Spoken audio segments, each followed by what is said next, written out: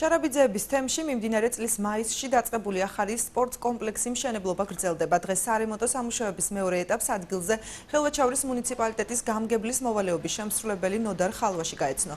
სამშენებლო სამუშაოებს ტენდერში გამარჯვებული შეპესე ქართული სამშენებლო ჯგუფი აწარმოებს, რომლისთვისაც ბიუჯეტიდან 482,000 ლარია გამოყოფილი. შარაბიძეების თემში ეს პირველი სპორტ კომპლექსის მშენებლობა, რომელიც თანამედროვე ტექნიკითა და გათბობის სისტემებით აღიჭურვება.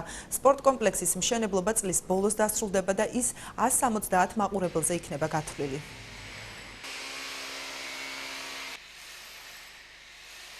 მიმდინარეობს სპორტ კომპლექსის მეორე ეტაპი, მისი საპროექტო ღირებულება არის 482,000 ლარი.